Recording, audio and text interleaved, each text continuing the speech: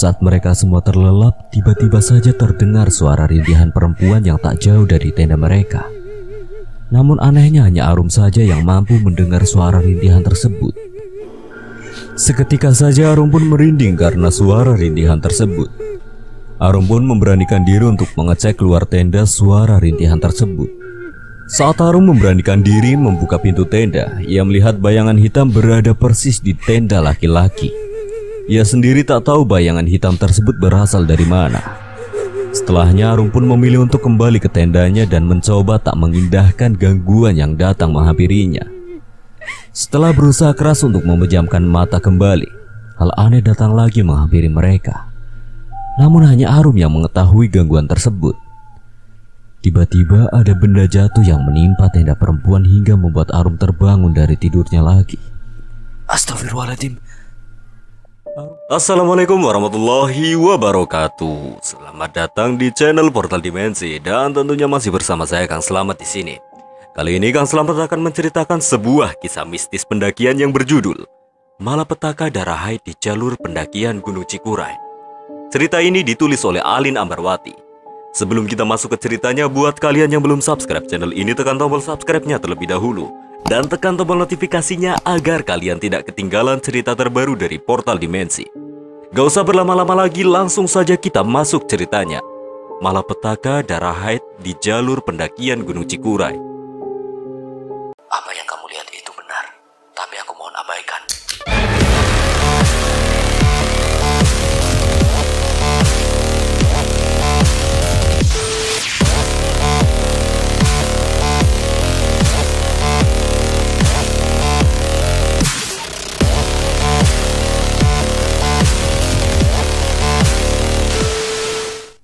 Johnny, seorang pemuda tampan yang memiliki hobi mendaki gunung-gunung menantang yang ada di Indonesia.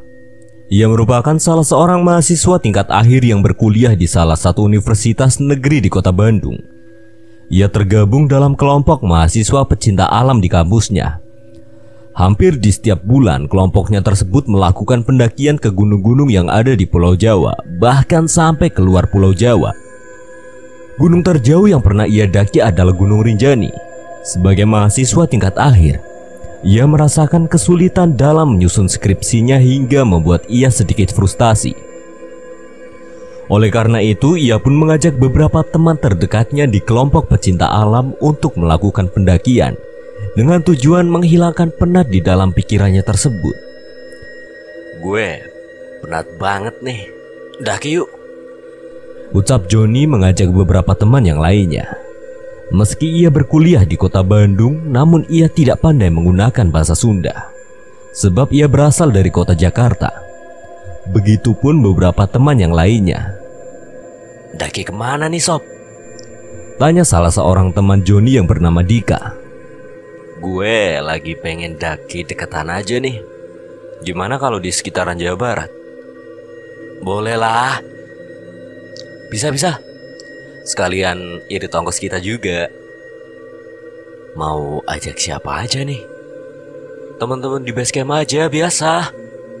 Aku dan Dika pun memutuskan untuk datang ke base camp untuk mengajak beberapa teman lain untuk bergabung dalam pendakian ini. Sesampainya di base camp, nyatanya ramai anak-anak sedang berbincang-bincang santai. Akhirnya Johnny dan Dika pun masuk membuka obrolan. Gue sama Dika mau daki nih ke gunung di Jabar. Deketan aja. Siapa yang mau join nih? Kapan rencana? Tanya salah seorang teman bernama Arum. Kemungkinan weekend ini sih. Gue penat banget nih urus skripsi. Ya siapa tahu setelah daki nanti niat gue ngerjain skripsi bisa naik lagi. Aku harus tanya orang tua dulu nih di rumah. Aku sih mau banget ikut kalian daki. Besok deh aku kabarin pastinya. Setelahnya beberapa teman lain pun menyatakan ketertarikannya untuk bergabung dalam pendakian ini. Selain lokasinya yang tak begitu jauh karena masih dalam lingkup Jawa Barat, anak-anak pun merasakan kepenatan yang sama. Sebab anak-anak yang berada di base camp tersebut pun sedang disibukkan oleh skripsi. Gue ikut join ya. Gue juga penat banget nih, ucap Ari. Aku juga ikut kalau Ari ikut, ucap Nisa yang tak lain adalah kekasih Ari. Ari dan Nisa layaknya perangko, selalu nempel kemanapun dan dimanapun. Wajar aja, mereka sudah menjalin hubungan yang cukup lama sejak mereka masuk kuliah, sehingga tak heran jika mereka selalu ingin menghabiskan waktu bersama. Tapi Johnny merasa senang sebab ajakannya disambut baik oleh semua teman-temannya di base camp. Sampai saat ini sudah ada 5 orang jika digabung dengan dirinya yang setuju dengan ajakannya mendaki. Ada lagi nggak nih yang mau join? Gue deh mau. Aku juga dong. Oke, kalau gitu udah ada 7 orang ya yang mau join. Gue, Dika, Arum, Ari, Nisa, Agus, sama Tasya. Wah, asik nih rame-rame. Kalau gitu weekend nanti kita kumpul ya di base camp jam 8 pagi. Kita ke lokasi pakai mobil gue. Jadi kalian gak perlu pusing-pusing mikirin kendaraan. Logistik gimana?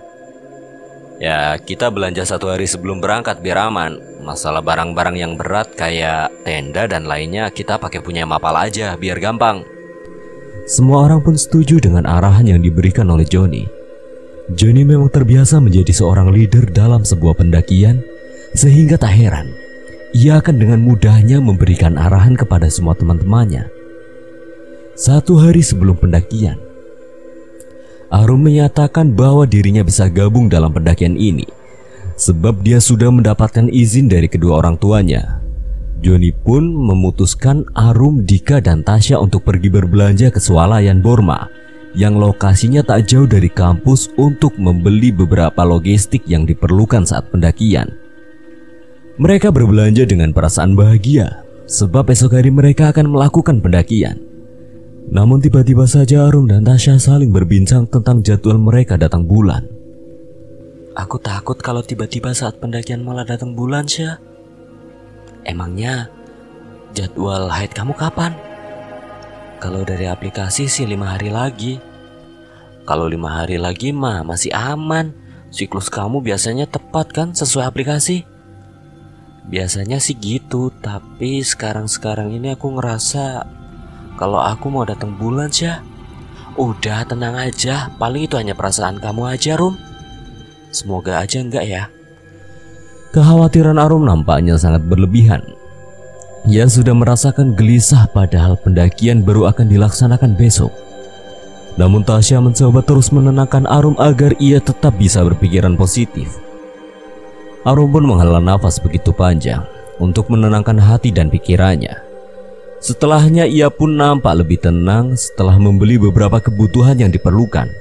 Mereka pun kembali ke base camp untuk menyiapkan semua hasil belanja mereka di sana. Setelahnya mereka bertiga pun kembali ke rumah masing-masing untuk beristirahat.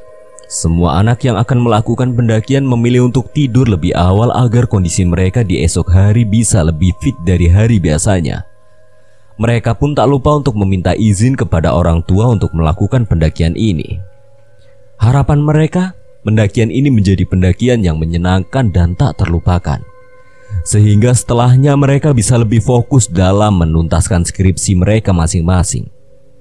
Keesokan harinya, Johnny dan Dika memilih untuk berangkat bersama menuju kampus dengan menggunakan mobil. Sementara Ari dan Nisa sudah lebih dulu sampai di kampus, Agus, Arum, dan Tasya pun menyusul paling akhir. Mereka bertujuh pun kemudian memanjatkan doa keselamatan sebelum melakukan perjalanan menuju lokasi tujuan. Hari itu tepat pukul 8 pagi. Mereka bertujuh berangkat dengan menggunakan mobil pribadi milik Johnny. Dan Johnny sendirilah yang menyetir mobilnya hingga sampai di lokasi tujuan. Perjalanan pun cukup mengasihkan. Sepanjang perjalanan seluruh anggota saling melempar candaan satu sama lain.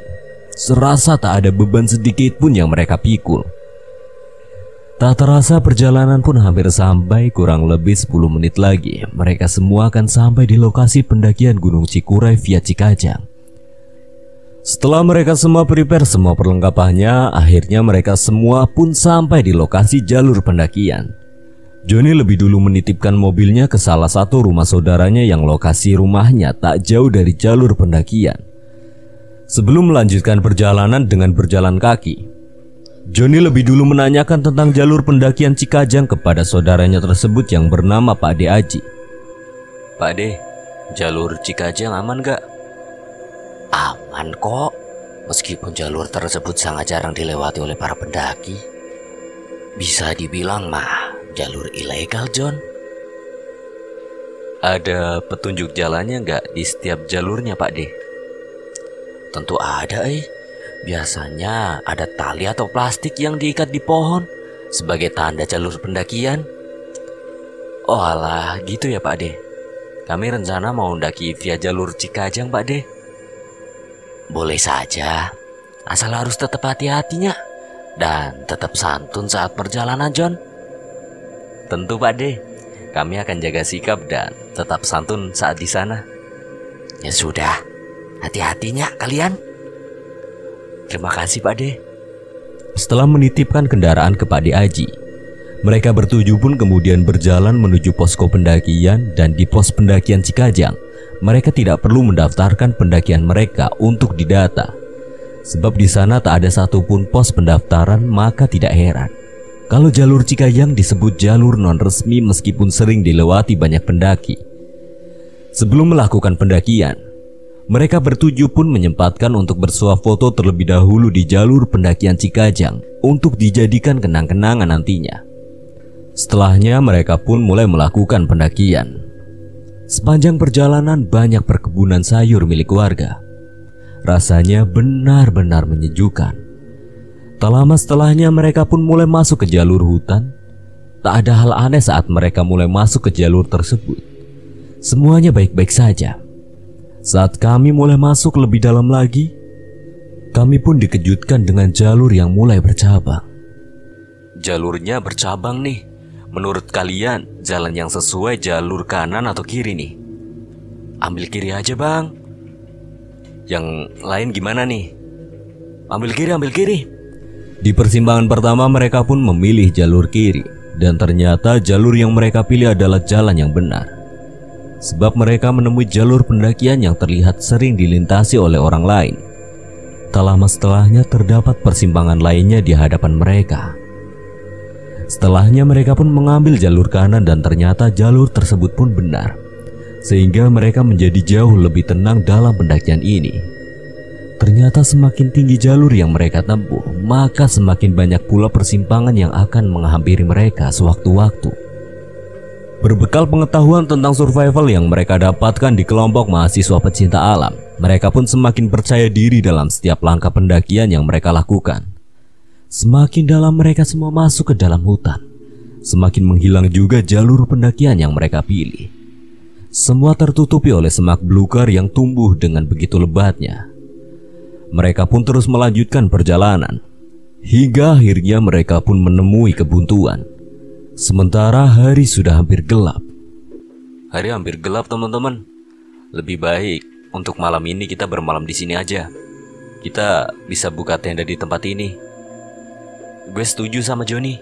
Soalnya gak baik kalau kita tetap melanjutkan perjalanan sementara kita sendiri sedang dibingungkan dengan banyaknya persimpangan di jalur pendakian kita ini.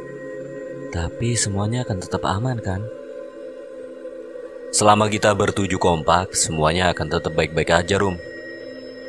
Semua teman pun menjadi lega setelahnya. Mereka semua pun kemudian membagi tugas untuk membangun 2 tenda. Satu tenda untuk lelaki dan satu lainnya untuk perempuan. Mereka pun kemudian membuka logistik yang mereka bawa untuk kemudian disantap guna menghilangkan rasa lapar dalam diri mereka.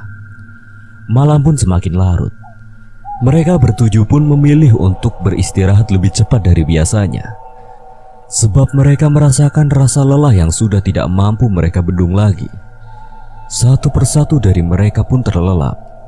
Saat mereka semua terlelap, tiba-tiba saja terdengar suara rintihan perempuan yang tak jauh dari tenda mereka. Namun anehnya hanya Arum saja yang mampu mendengar suara rintihan tersebut. Seketika saja Arum pun merinding karena suara rintihan tersebut.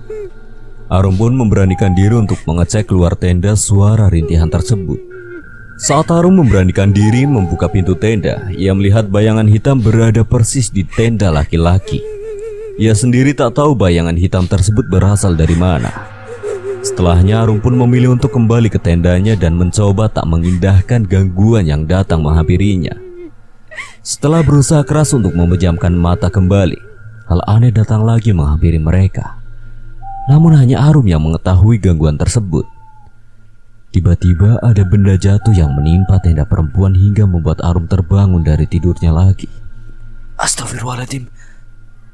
Arum beristighfar dengan begitu kerasnya hingga membuat Nisa dan Tasya pun terbangun juga dari lelapnya. Ada apa, Rum? Ada benda jatuh menimpa tenda kita. Coba aku cek dulu. Tasya pun kemudian bergegas keluar tenda untuk memastikannya. Di sisi lain Nisa mencoba menenangkan Arum yang semakin gemetaran. Namun saat Tasya mengeceknya, tak ada benda apapun di tenda perempuan. Bahkan ia pun mencari sampai tenda laki-laki, namun tak ada benda apapun. Teman-teman laki-laki pun tersadar mendengar kegaduhan di tenda perempuan, hingga membuat Joni pun keluar dari tenda untuk memastikannya. Ada apa, Syah? Ini si Arum ngerasa ada benda jatuh yang langsung nimpa ke tenda kita. Tapi setelah aku cek nggak ada benda apapun. Mungkin Arum hanya kecapean. Coba tenangin dia ya, Syah. Siap. Tasya pun kembali ke tenda perempuan untuk kembali memberitahukan kepada Arum dan Nisa bahwa tak ada apapun di luar tenda. Mereka bertiga pun kemudian terlelap kembali dan mencoba untuk tidak mengindahkan kejadian yang terjadi. Tak terasa hari pun kini sudah beranjak pagi. Mereka bertujuh pun sudah terbangun dari tidurnya. Meskipun semalam banyak kejadian janggal yang dialami oleh Arum, namun ia mencoba untuk bersikap biasa agar teman-teman yang lain tidak mengkhawatirkannya. Di sisi lain, bayangan kejanggalan itu tetap ada di pikiran Arum. Mereka bertujuh pun kemudian mulai memasak logistik yang sebelumnya sudah dipersiapkan untuk dijadikan bekal saat mereka melanjutkan perjalanan lagi. Setelahnya mereka pun tak lupa untuk mengemasi kembali tenda milik mereka untuk nantinya mereka akan melanjutkan perjalanan menuju puncak Cikuray. Setelah mereka menyantap sarapan dan mengemasi semua hal yang berkaitan dengan tenda, mereka pun kemudian melanjutkan perjalanan menyusuri hutan belantara yang terlihat masih sangat perawan, alias belum dikunjungi oleh manusia lainnya. Saat di dalam perjalanan, Arum merasakan ada hal yang aneh dalam dirinya.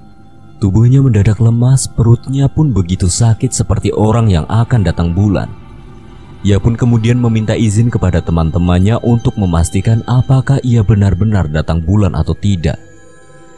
Ia kemudian mengajak Tasya untuk menemaninya, dan setelah dicek ternyata Arum memang benar-benar datang bulan dan hari ini tepat hari pertama. Syah, aku datang bulan. Gimana nih? Kamu ada pembalut nggak? Kalau ada langsung pakai aja, jangan sampai darahnya menetes kemana-mana. Ada. Kebetulan aku bawa 2 pembalut. Semoga saja nanti bisa cukup.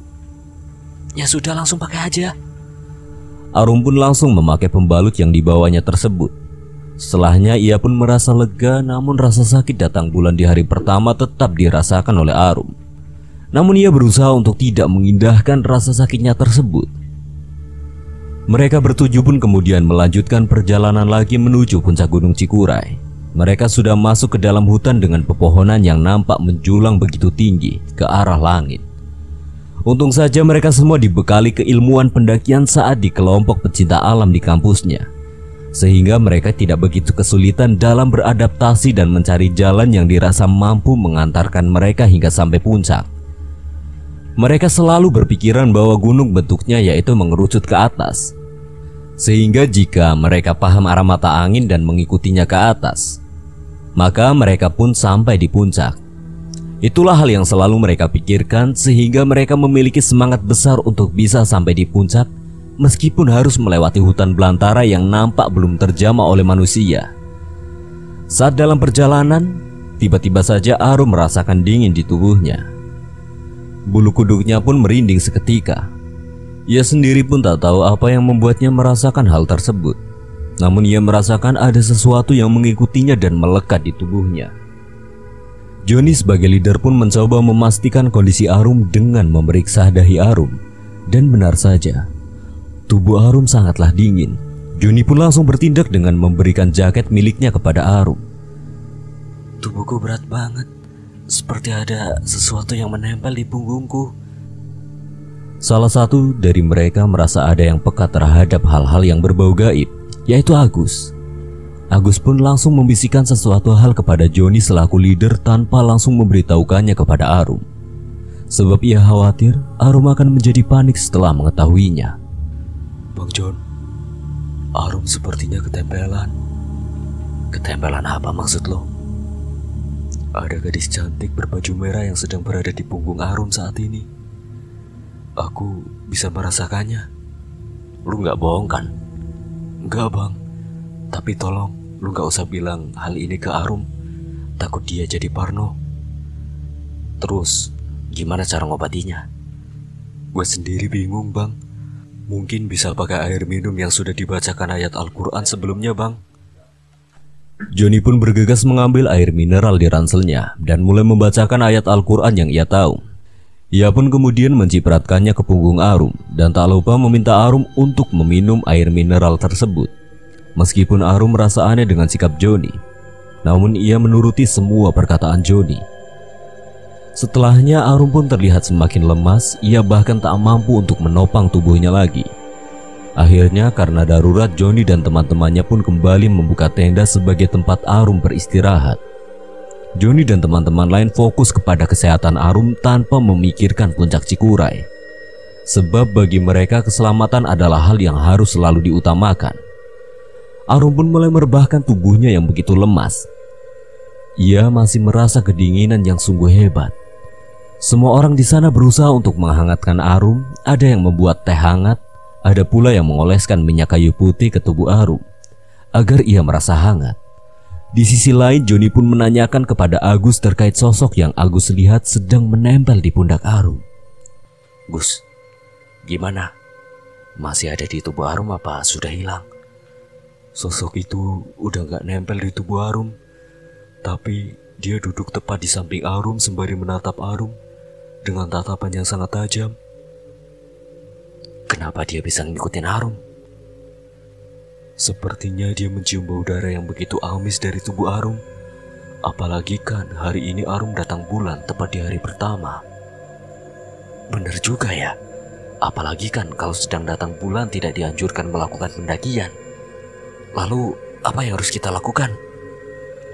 Selama Arum tidak bersikap ataupun berucap keliru, makhluk itu hanya sebatas menempel ataupun dekat dengan Arum. Dia tidak akan menyakiti tubuh Arum bang. Tapi Arum semakin kedinginan. Bahkan tubuhnya begitu lemas. Apa kamu yakin kalau makhluk itu tidak mengganggu Arum? Kalau ketempelan makhluk halus pasti akan merasakan seperti itu bang. Apa lebih baik kita sudahi saja pendakian ini dan kembali ke rumah Pak De Haji? Kalau itu aku gak bisa putuskan bang. Lebih baik kamu tanya ke teman-teman saja. Joni pun kemudian membuka obrolan dengan semua teman-temannya tepat di depan tenda untuk membicarakan tentang kelanjutan pendakian Cikuray ini. Guys, Arum kan sakit nih. Kita mau lanjut atau pulang aja? Kita coba lihat kondisi Arum beberapa waktu ke depan deh. Kalau dia semakin buruk kondisinya, kita lebih baik turun. Namun, jika sebaliknya, kita bisa lanjutkan perjalanan menuju puncak. Ya sudah, kita lihat perkembangan kondisi Arum selama 1 jam ke depan ya. Kalau dia pulih segera, kita lanjut. Kalau semakin buruk, kita turun. Meskipun saat ini Joni dan keenam temannya sedang tersesat saat akan mendaki ke puncak gunung Cikuray, namun Joni tahu arah turun ke bawah. Sebab di sepanjang jalan yang mereka lewati, ia lebih dulu memberikan tanda berupa ikatan tali yang ia gantungkan di ranting pohon di sepanjang jalan yang mereka lewati. Joni benar-benar leader yang penuh dengan perhitungan dan tidak egois. Ia benar-benar memikirkan keselamatan seluruh anggotanya, terutama Arum yang sangat rentan sakit. Sembari beristirahat, Joni dan teman-temannya pun memilih untuk memasak logistik yang mereka bawa, yaitu mie instan. Mereka pun merebus mie yang dibawanya. Joni merasa sedikit lega. Satu persatu, persoalan lekas tuntas dengan sendirinya.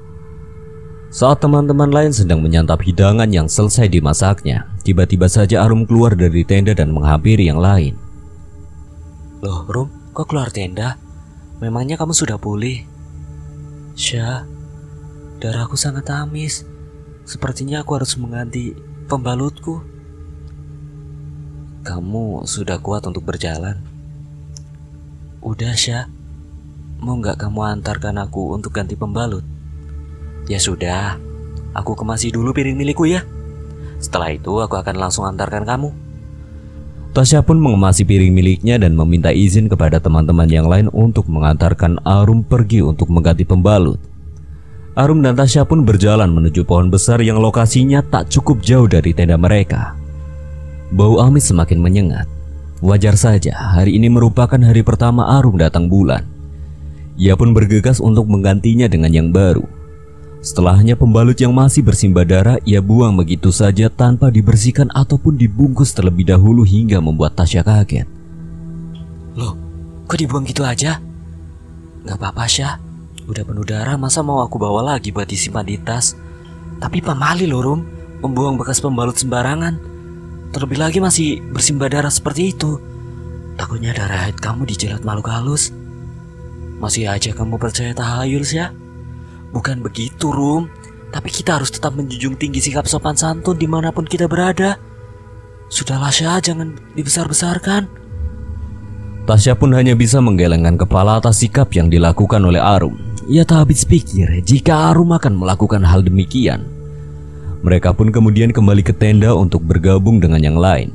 Tasya memberitahukan sikap yang dilakukan oleh Arum kepada Joni. Bang, aku mau ngomong bisa? Kenapa Syah? Tadi Arum buang bekas pembalut yang masih bersimbah darah sembarangan bang. Aku takut akan terjadi hal buruk setelahnya. Kamu gak coba peringatkan dia?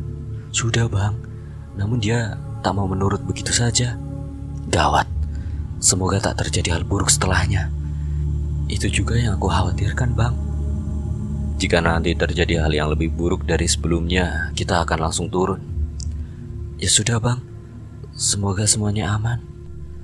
Setelah berbincang serius, nampak terlihat raut kecemasan dari keduanya karena sikap Arum yang terbilang ceroboh dan tidak mengindahkan nasihat Tasya. Jika terjadi hal buruk setelahnya, ia pun akan merasa sangat bingung. Tak lama kemudian, sikap Arum tiba-tiba saja berubah. Ia tiba-tiba mengajak semua teman yang lainnya untuk segera bergegas melanjutkan perjalanan menuju puncak Cikuray. Hingga hal tersebut membuat kaget yang lain. Sebab mereka semua masih bersantai sembari menghabiskan makanan yang sudah disediakan. Akan tetapi Arum terus memaksa seluruh temannya untuk segera melanjutkan perjalanan. Teman-teman, ayo lanjutkan perjalanan. Aku sudah tidak sabar pergi ke puncak Cikuray. Banyak teman yang sudah menunggu di sana. Nanti Rum, kita kan belum berkemas, apalagi teman-teman masih ada yang makan. Kita juga belum benahi tenda. Tunggu beberapa menit lagi ya. Tapi semua teman-temanku sudah menunggu bang. Teman siapa? Kan kita di sini temanmu Rum. Pokoknya aku harus berangkat sekarang bang. Mau jalan sama siapa? Yang lain masih berkemas. Sendirian bang. Gak boleh, tunggu. Tapi bang, kita berangkat dari rumah bareng-bareng, otomatis kita juga harus sampai puncak juga bareng-bareng. Setelahnya raut wajah Arum pun berubah kesal. Sikap Arum benar-benar aneh. Padahal semua temannya menghentikan perjalanan demi kesehatan dia. Tapi bisa-bisanya dia ingin ke puncak seorang diri. Ia benar-benar seperti dikuasai oleh orang lain.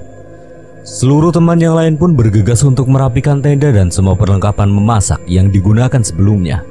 Setelah semua selesai, mereka pun kemudian melanjutkan perjalanan menuju puncak Cikuray. Anehnya Arum selalu ingin berjalan paling depan. Ia ingin menunjukkan jalan yang benar kepada seluruh teman-temannya. Padahal jalan yang mereka lewati saat ini merupakan jalan yang begitu asing. Mereka harus menerobos hutan belantara untuk sampai ke puncak. Mereka tersesat saat mencari jalan menuju puncak Cikuray. Joni sebagai leader pun mencoba menegur Arum agar ia bisa berjalan di belakangnya. Ia tidak ingin Arum mengambil langkah yang salah. Sikap Arum benar-benar aneh setelah ia tak sengaja membuang darah haidnya secara sembarangan. Joni pun bergegas menghampiri Agus yang tahu tentang hal-hal yang gaib. Ia ingin memastikan bahwa Arum yang saat ini ada di antaranya merupakan Arum yang mereka kenal. Gus, dia beneran Arum bukan? Gue ngerasa aneh sama sikapnya. Bang, kalau boleh ngomong jujur nih, dia bukan Arum bang. Dia siapa? Arum sudah dikuasai makhluk lain. Sosok wanita yang sebelumnya ngikutin dia. Lalu kenapa sekarang dia bisa kuasain tubuh Arum? Sepertinya Arum melakukan kesalahan yang buat makhluk itu marah bang. Joni pun teringat perkataan Tasya sebelumnya yang mengatakan bahwa Arum membuang pembalut yang berisi darah haid miliknya secara sembarangan. Apakah hal tersebut adalah pemicu dirinya dikuasai oleh makhluk lain? Joni benar-benar tidak bisa berpikir jernih setelahnya. Joni pun memberitahukan kepada Agus bahwa Arum sebelumnya melakukan hal yang tidak semestinya. Agus pun mulai memahami setelah mendengar cerita tersebut bahwa penyebab utama sosok itu menguasai tubuh Arum adalah karena sikap Arum yang tidak semestinya. Di sisi lain, pergerakan Arum semakin cepat. Ia seolah tidak merasakan lelah dan terus ngelantur bahwa seluruh teman-temannya sudah menunggunya di puncak Cikuray. Ia bahkan menerobos hutan yang benar-benar masih sulit untuk dijamah manusia. Dan sepertinya ia mengambil jalan yang salah. Jalan itu mengarah ke sebuah jurang. Rum, berhenti. Kenapa bang? Ini jalan yang benar kok. Sosok yang menguasai tubuh Arum sangat pandai bersandiwara. Ia bahkan berlagak seperti bukan orang lain. Ia benar-benar bersandiwara bahwa dia merupakan sosok Arum yang sebenarnya. Semua orang hanya bisa menatap keanehan yang ditunjukkan oleh Arum. Hingga akhirnya Joni pun memberitahukan kebenarannya kepada semuanya, yaitu kepada Tasya, Dika, Ari dan juga Nisa. Mereka semua nampak syok saat mendengar kebenarannya tersebut. Mereka bahkan kebingungan tentang apa yang harus mereka perbuat sementara Arum terus bertingkah di luar batas. Karena Arum berlari begitu cepat, Joni dan yang lainnya pun tidak mampu mengimbangi laju Arum. Hingga akhirnya mereka pun benar-benar kehilangan jejak Arum. Mereka kemudian berpencar untuk mencarinya. Agus pun kemudian memberikan saran kepada Joni agar ia segera meminta bantuan kepada siapapun yang dapat dengan segera menyusulnya ke atas gunung ini. Joni pun berpikir untuk meminta bantuan kepada Pak De Aji. Dengan sinyal yang putus-putus, ia berusaha menelpon Pak De Aji. Ia sudah mencoba panggilan telepon sampai 10 kali. Namun tak kunjung tersambung. Ia pun kemudian berinisiatif untuk mencari daratan yang lebih tinggi untuk mendapatkan sinyal. Dan akhirnya berhasil. Ia berhasil menyambungkan teleponnya kepada Pak De Aji. Tak lama setelahnya Pak De Aji pun mengangkat telepon Joni. Kenapa, John? Pak De, gawat Pak De. Salah satu teman kami ada yang kerasukan hingga ia bertingkah sangat aneh. Memangnya apa yang sudah kalian perbuat hingga penunggu gunung tersebut marah? Joni pun memberitahukan bahwa persoalan yang sedang dihadapi mereka sangatlah kompleks. Ia juga memberitahukan tentang suatu hal yang dilakukan oleh Arum sebelum kejadian ini terulang. Kalian teh di mana? Tunggu Pak De. Pak De akan menyusul ke sana. Kami masuk ke dalam hutan Pak De. Jangan bergerak begitu jauh. Pak De dan beberapa orang akan membantu kalian semua. Joni dan teman-teman lainnya pun memutuskan untuk terus mengawasi Arum tanpa beristirahat sedikit pun. Mereka tak ingin Arum bertindak gegabah dan hal tersebut dapat membahayakan dirinya sendiri.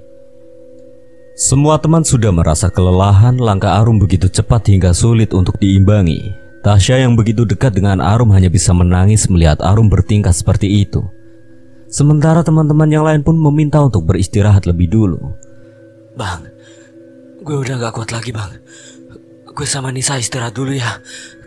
Kalian kalau mau lanjut, ya sok atuh, lanjut dulu. Iya bang, aku benar-benar capek. Ari dan Nisa pun memilih untuk beristirahat lebih dulu. Mereka mengambil sisa minuman yang mereka bawa untuk melepaskan dahaga. Hari ini sudah hari kedua perjalanan pendakian mereka di Gunung Cikuray. Bukannya sampai di puncak, mereka malah dihadapkan dengan situasi yang tidak mengenakan. Sama seperti Ari dan Nisa, Dika dan Agus pun merasa kelelahan yang sama. Mereka kemudian memilih untuk beristirahat lebih dulu. Sementara Tasya hanya bisa terdiam melihat semua temannya dibuat lelah oleh Arum. Ia sangat ingin mengikuti Arum, namun ia juga merasakan lelah yang tak bisa ditahankan lagi. Ia pun kemudian berteriak memanggil Arum dengan tangis di pipinya. Arum, berhenti! Setelah mendengar teriakan Tasya, Arum pun berhenti dan menengok ke arah Tasya dengan tatapan kosongnya. Arum pun tiba-tiba berteriak sembari menangis seperti yang dilakukan oleh Tasya. Tolong aku. Setelah itu Arum kembali bertingkah aneh. Ia kembali berjalan cepat sembari tertawa. Joni yang melihat hal tersebut pun tidak bisa tinggal diam. Ia kemudian mengejar kembali Arum dan memperbolehkan teman-teman yang lain untuk istirahat. Kalian tunggu saja di sini, biar gue yang kejar Arum. Bang, lu juga harus hati-hati. Tangisan tadi benar-benar Arum, tapi setelahnya ia kembali dikuasai oleh makhluk itu. Gue nitip teman-teman ke lu sama Dika ya. Iya bang. Johnny pun kemudian berlari untuk mengajak Arum, meskipun rumput di hutan tersebut tumbuh begitu lebat. Ia mampu melewatinya dengan cepat. Keadaan gentinglah yang membuat sesuatu yang tidak mungkin menjadi mungkin. Rum, berhenti! Namun Arum tak menggubris omongan Johnny sama sekali. Ia terus berjalan begitu cepat, sampai akhirnya Johnny benar-benar tidak bisa mengejar Arum dan ia kehilangan jejak Arum. Ia benar-benar kecewa dengan dirinya sendiri. Di sisi lain Arum masih dikuasai oleh makhluk tersebut. Makhluk tersebut adalah penunggu Gunung Cikuray yang nampak begitu marah karena sikap Arum yang sudah semena-mena membuang darah haidnya di jalur pendakian.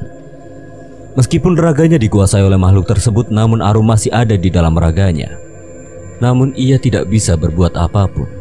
Ia hanya bisa menangis dan menyesali perbuatannya. Arum mencoba memberontak, namun ia terlalu lemah. Ia pun hanya bisa pasrahkan hidupnya sendiri. Makhluk tersebut pun terus membawa Arum ke atas untuk menuju puncak Cikuray. Ia tak berhenti sekalipun. Johnny pun memutuskan untuk kembali ke teman-temannya karena ia tak berhasil mengejar Arum.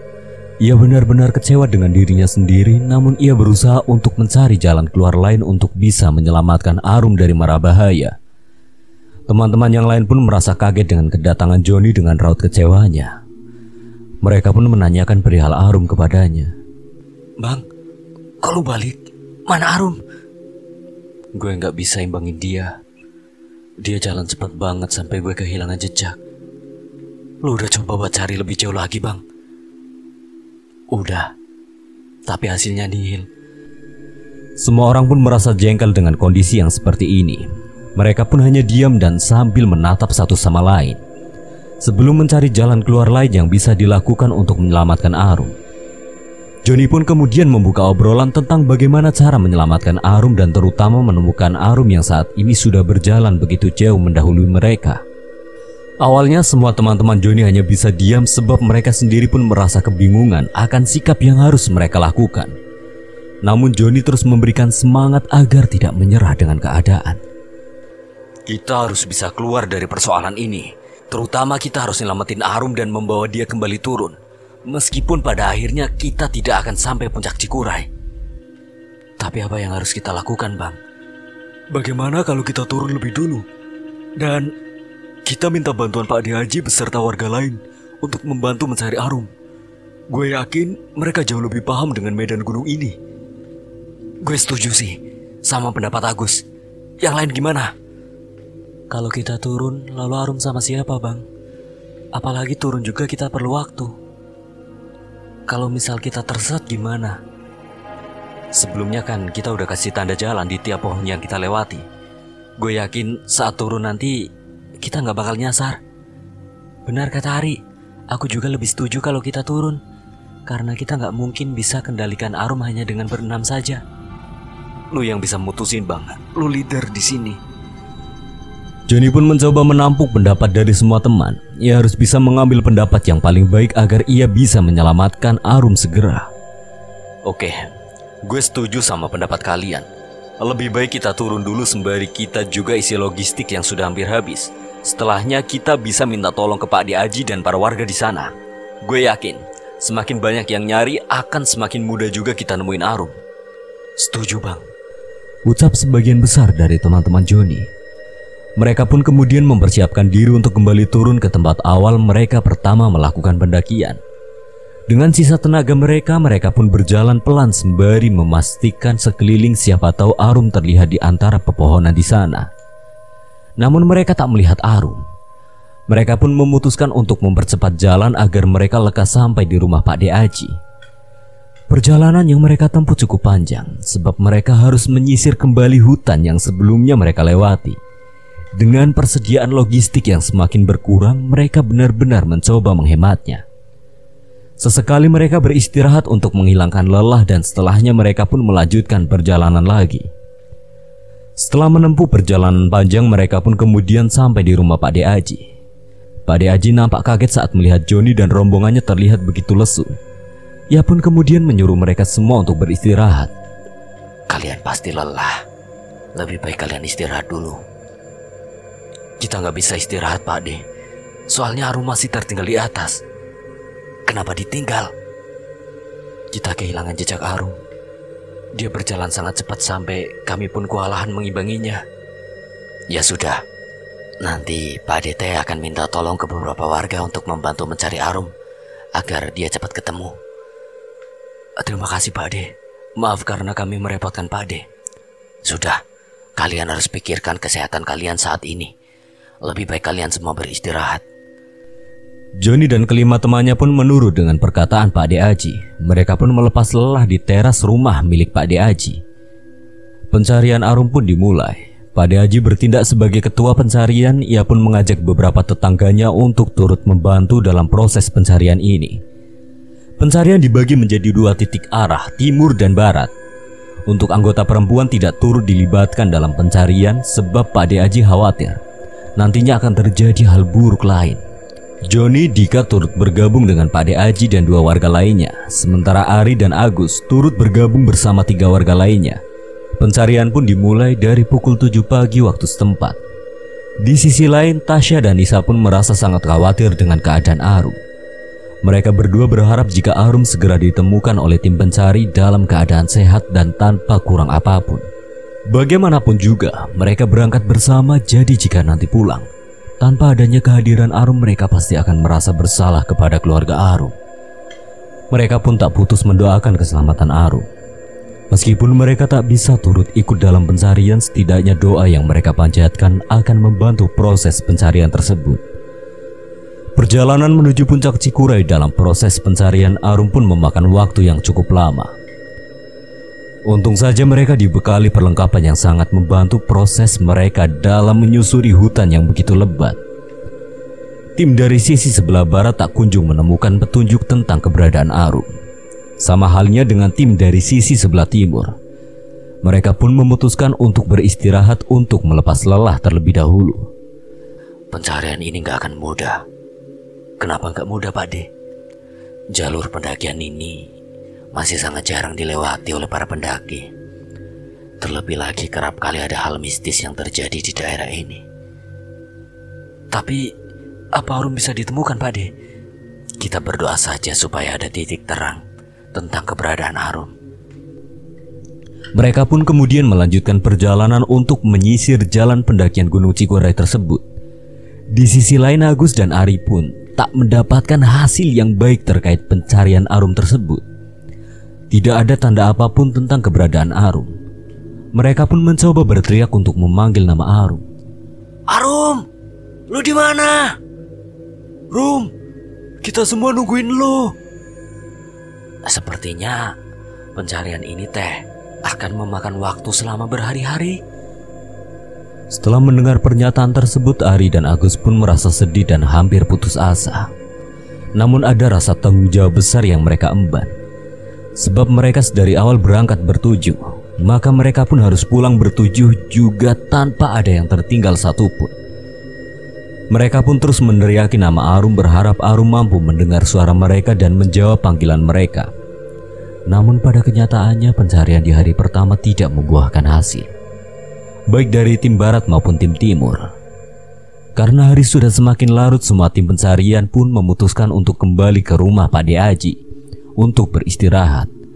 Dan pencarian akan dilanjutkan keesokan harinya meskipun mereka harus bolak-balik naik turun Gunung Cikuray. Namun mereka tidak merasakan lelah sedikit pun sebab rasa khawatir mereka mampu menutupi rasa lelah mereka dalam mencari keberadaan Arum. Saat semua orang sedang terlelap, tiba-tiba saja Agus bermimpi tentang Arum. Di dalam mimpinya tersebut ia melihat Arum sedang menangis tepat di bawah pohon besar. Wajahnya benar-benar pucat dan begitu sembab. Ia terlihat sedang berada dalam kesulitan hebat. Di sisi lain, ia melihat sosok yang menyerupai Arum, namun ekspresi yang dinampakkan olehnya berbanding terbalik dengan sebelumnya. Ia nampak tersenyum sumringah, bahkan ia pun menari-nari dengan tubuh Arum. Sosok itu seakan-akan melihat kehadiran Agus meskipun dalam mimpi. Sosok itu kemudian menatap tajam ke arah Agus dan mengatakan kalimat yang tidak mengenakan. Dia sudah menetap di sini. Tidak ada satupun yang bisa menemukannya. Agus benar-benar diam terpaku saat mendengar sosok yang menyerupai Arum mengatakan hal tersebut. Banyak sekali pertanyaan dalam benak Agus tentang keselamatan Arum. Apakah Arum benar-benar terpenjara di gunung ini? Apakah ia tidak akan selamat? Apakah Arum tidak akan ditemukan oleh tim pencari?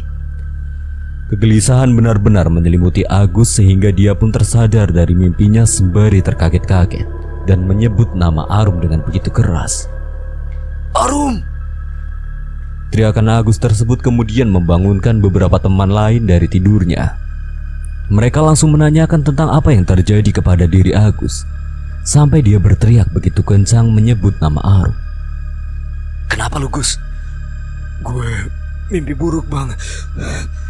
Mimpi apaan lo? Arum gak selamat. Dia benar-benar dikuasai oleh makhluk itu. Dan kita tidak akan bisa menemukan dia. Jangan ngaco lo, Gus. Kita kan baru melakukan pencarian sehari. Pasti beberapa hari ke depan kita bisa nemuin Arum. Semoga mimpi gue kali ini benar-benar salah, Bang. Gue juga berharap Arum masih bisa ditemuin. Setelah itu mereka pun kembali melanjutkan istirahat mereka. Hari pun berganti begitu cepat, mereka pun kembali melakukan pencarian. Hari ini tepat hari kedua. Semoga pencarian hari ini membuahkan hasil yang baik.